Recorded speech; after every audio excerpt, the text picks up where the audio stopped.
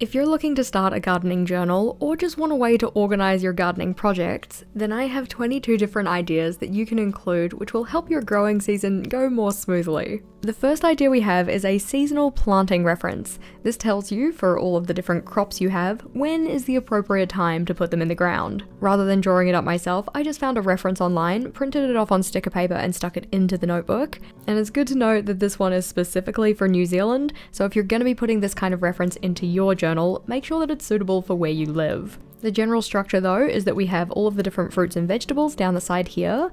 We have a column for each month of the year, and then the different symbols that we have on here are color-coded for different regions in New Zealand. In the right column here, this is the amount of time between planting and harvesting that is fairly typical, just so that you don't get disheartened that immediately after planting your apple tree, you're not getting apples. We have to wait at least 2 to 4 years in theory for that. While this one is more of a static reference page, so you don't come in and fill anything in here, what could be good is having your own version of this that's more like a personal growing calendar. This one is set up so that each column is a span of time, and then the plants run down the right hand side here. Depending on when your growing window is, like when are you going to be doing your planting, do you want to organize it by month or do you want to organize it by week? Just make sure to pick a time scale that works for you. I've numbered these 1 through 13, thinking about a quarter of the year, so week 1, week 2, week 3, and so on and so forth. But you could also set this one up so that these are all the initials or the numbers for the months of the year. Because this is a growing calendar, not just a planting calendar, you can then also use symbols, or what I've used is just letters, to indicate different stages of the process. So maybe a P for planting, F for fertilizing, W for weeding, T for trimming, H for harvesting. Whatever steps are necessary for the type of planting that you're going to be doing or the things you're growing, giving yourself a little key to indicate the different stages could be useful. Of course, I've organized this one so that we've got like an Alistair method thing going on here with the columns to represent the different spans of time, but you could also just set this one up like a typical future log or yearly calendar where you have a box for each of the months of the year and you write things down in each of those boxes. The next layout idea we have though is at the top here,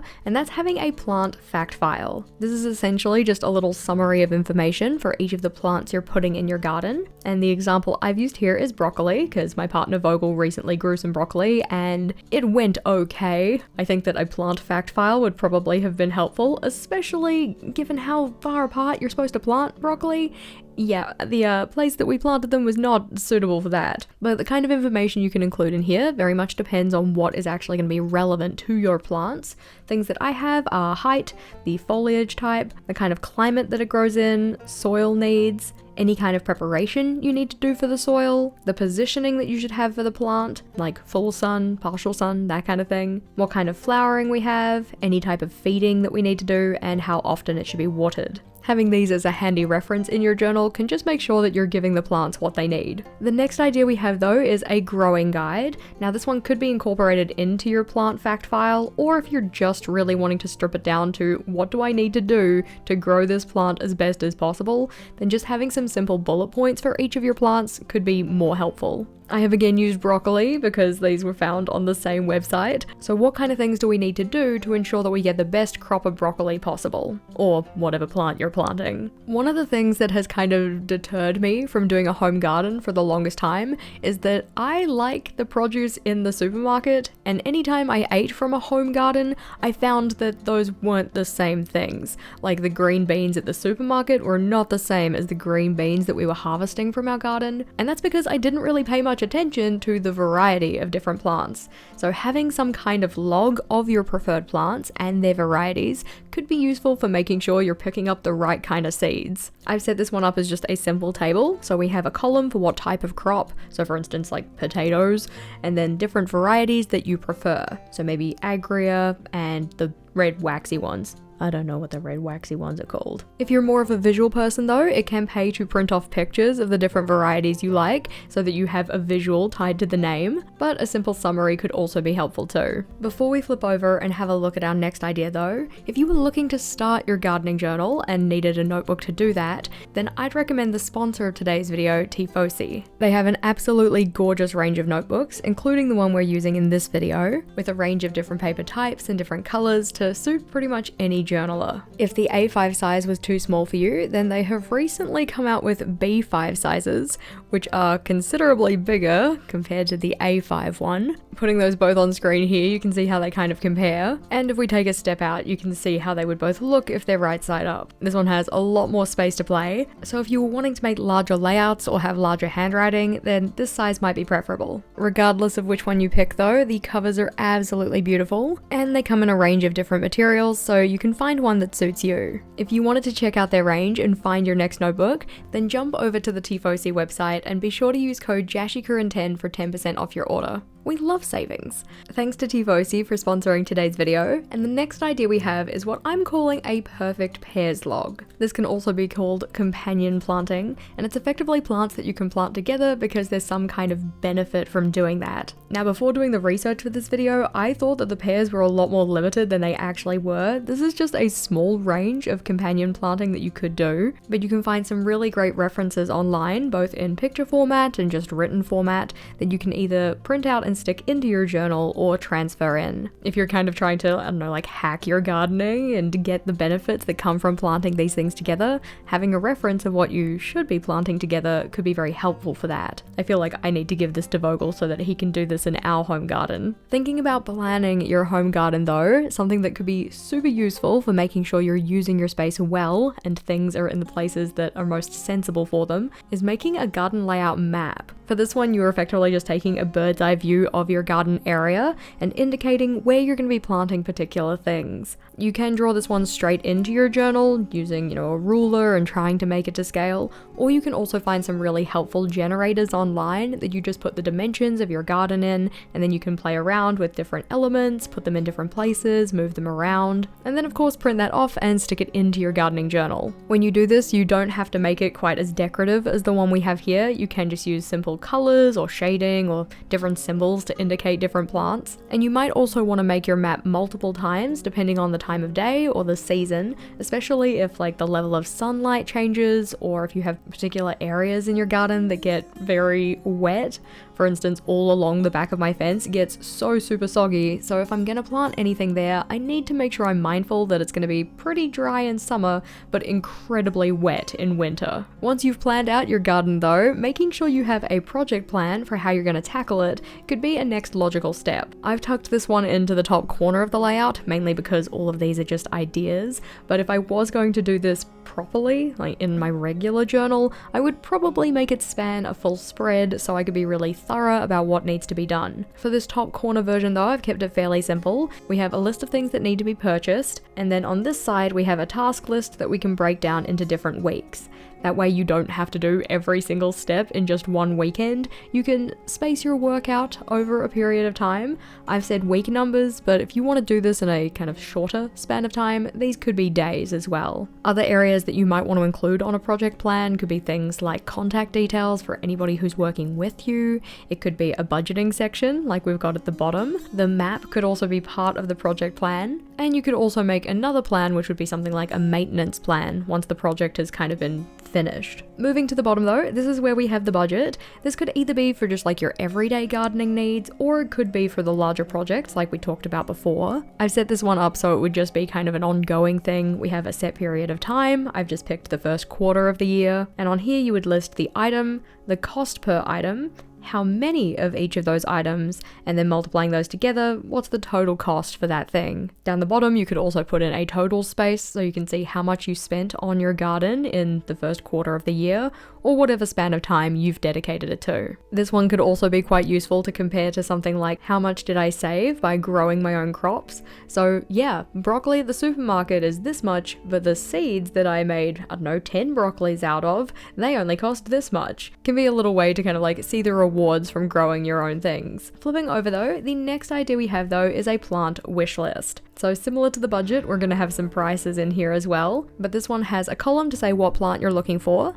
a column to say where you're going to put the plant so that you don't kind of over dedicate a space to too many different plants, the price of that item, and a column to check it off when you purchase it. I'm a big fan of wish lists in general, especially when it comes to celebrations that require gift giving. Having a wish list means you can let other people know what to get you. Down the bottom though, our next idea is for weeds and unwanted guests. This is effectively like an identification file so that if you come across something in your garden and you're like, ooh, that's not supposed to be there, then you can consult your weeds and unwanted guests log to see who it is and possibly how you should deal with it. I've just kept this one to little pictures of what they look like and their names, but if I was keeping this in my gardening journal, I'd probably also write down identification tips, so like things to look for, not just the picture, because sometimes things don't look exactly the same through different stages of their life cycle, and also how to get rid of it. If it's a weed or an unwanted guest, that probably means I don't want it in my garden, so how can I eliminate it and encourage it not to come back? Another troubleshooting layout is a what does this mean list, or effectively thinking about common things that happen to your plants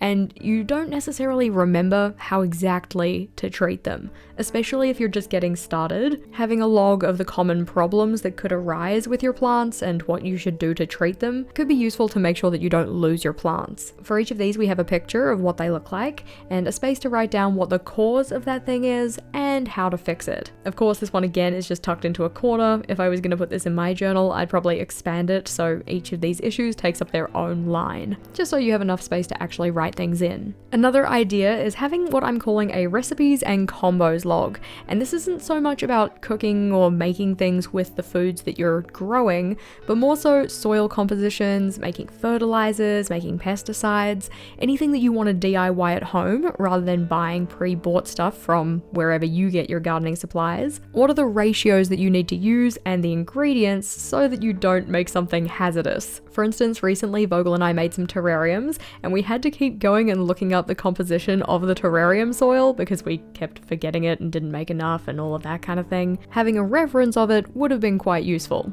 I mean, technically we did have a reference, but having it somewhere handy would have been handy. Over onto the next layout though.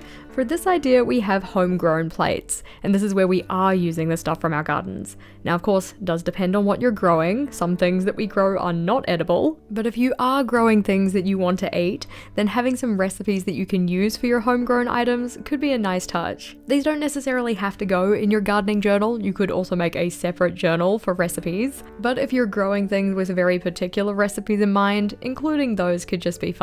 One of the things that has become very evident as Vogel has gotten more into gardening is the amount of skills that we don't have when it comes to gardening. So having a log of the skills you want to build and the things that you want to do in order to build them could be helpful as well. For this one, we just have a little highlight to write in what we're trying to learn about, and then the section underneath can be used to write down how you're going to build that skill. So are there books that you can consume, articles that you can read, videos that you could watch, anything that you come across that could help you build that skill, you can jot it down and then check it off once you've gone through and consumed that piece of media. Another idea that is related to skill building is thinking about the things you've learned, whether they be because you consumed media to help you learn them, or maybe you learned from experience, or learned it the hard way. For instance, me recently learning that my succulent doesn't like to have its leaves wet, and now all of its leaves are gone and it kind of looks like a tiny palm tree, but like not in a good way. Thinking about wet leaves though, you might want to include a watering log or watering tracker in your journal, especially if you have plants that are outdoors and you also need to keep track of the rainfall that they're getting. We don't want to accidentally overwater our plants. I have done that at least twice, especially with succulents. I'm like, oh, you're looking a little dry, buddy. But I forget that they like that and then they perish. But for this layout here,